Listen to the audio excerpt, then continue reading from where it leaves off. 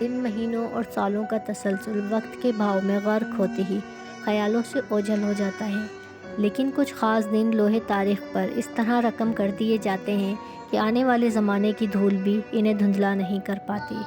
اس صبح الف انار، ب سے بلہ اور پ سے پاکستان کی معصوم گردان ابھی جاری ہی تھی کہ گولیوں کی بوچھاڑ نے ان تمام آوازوں کو خاموش کر دیا، اور دیکھتے ہی دیکھتے پوری قوم پر خاموشی طاری ہو گئی۔ یہ ایک دن قیامت کا دن تھا جو پاکستان کی تاریخ کا سیاہ ترین دن کہلاتا ہے۔ یہ دن تھا 16 دسمبر 2014 کا، جب 9 دہشت گردوں نے بزدلی کا مظاہرہ کرتے ہوئے آرمی پبلک اسکول پر حملہ کیا اور 132 معصوم پھولوں کو شہید کر دیا۔ ان معصوم بچوں کے علاوہ اس سانحے میں کچھ اساتذہ اور پرنسپل بھی شہید ہو گئے تھے۔ دوستوں، آج کی اس ویڈیو میں بات کروں گی کیپٹن عابد زمان کی، جنہوں نے وقت پر کارروائی کر کے ان بزدلوں کو جہنم واصل کیا اور باقی بچوں کو محفوظ کیا، ورنہ نہ جانے اور کتنے معصوم بچے شہید کر دیے جاتے۔ اس تمام کارروائی میں کیپٹن عابد زمان بھی شدید زخمی ہوئے تھے۔ ان کے پیر پہ گولی لگی تھی، لیکن اللہ کے فضل و کرم سے وہ محفوظ رہے۔ کیپٹن عابد زمان کا تعلق ایس ایس جی کی ٹاپ کمپنی زرار سے ہے۔ دوستوں، اے پی ایس سانحے کے وقت ایس ایس جی کے کمانڈوز کے جس دستے نے آڈیٹوریم میں داخل ہو کر ان بزدل دہشت گردوں کو مارا تھا، کیپٹن عابد زمان اس دستے کو لیڈ کر رہے تھے۔ جب یہ دستہ اے پی ایس پہنچا تو ان کے پاس صرف 15 منٹ تھے، اور 15 منٹ کے اندر اندر اس ٹیم نے پلاننگ کی اور دشمن پر ایسے جھپٹے کہ جیسے شیر اپنے شکار پر جھپٹتا ہے۔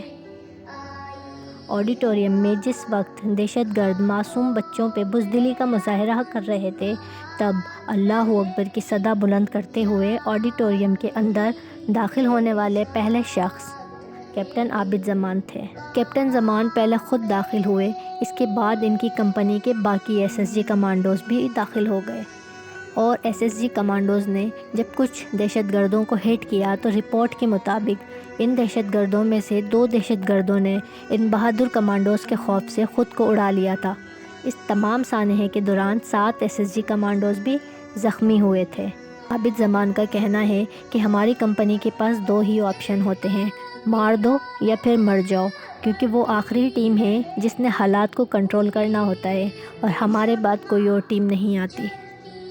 کیپٹن عابد زمان نے اپنے ایک انٹرویو میں یہ بھی بتایا تھا کہ جب میں آڈیٹوریم میں داخل ہوا، وہاں ہر طرف خون ہی خون تھا، معصوم پھولوں کا یہ خون دیکھ کر پھر میں نے ان بزدلوں کو للکارا کہ بچوں سے لڑنے والوں ہمارا مقابلہ کرو۔ اس روز نہ جانے کتنی ماؤں کے لختے جگر چھین لیے گئے، نہ جانے کتنی ماؤں کی گودیں اجڑی تھیں۔ ان میں سے نہ جانے کتنی مائیں آج بھی ان رستوں کو دیکھتی ہوں گی جہاں سے ان کے بچے آتے تھے۔ میرا نام عزیر علی ہے، مجھے 13 گولیاں لگی ہیں، لیکن میں اس امید سے جی رہا ہوں کہ میرے دوست محفوظ ہیں۔ میرا نام ہولا بی بی ہے اور میں بس 6 سال کی ہوں۔ آج میرے اسکول کا پہلا دن ہے اور آخری بھی۔ میرا نام شہزاد ہے، 13 سال کا ہوں، لیکن میرے خوابوں کی اڑان بہت اونچی ہے۔ میں پائلٹ بنوں گا راشد منہاس کی طرح۔ میرے خون میں لت پت کٹی لاش کسی ملبے تلے ڈھونڈ لینا۔ میں فہد حسین ہوں، وہ سامنے دروازے پہ بندوق پکڑے شخص میری موت کی صورت میں کھڑا ہے، مگر میں اس سے ڈرنے والا نہیں ہوں۔ میں شاہزیب گیلانی ہوں، میرے سامنے میرے ننھے منھے دوستوں کو جلا دیا گیا، لیکن میں ڈرنے والا نہیں ہوں۔ پھول دیکھے تھے جنازوں پہ میں نے، کل میری آنکھوں نے پھولوں کے جنازے دیکھے۔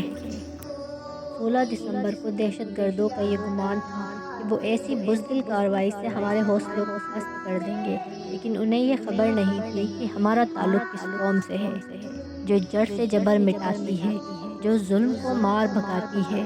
ہم موت کو آنکھ دکھاتے ہیں، دشمن سے کب گھبراتے ہیں۔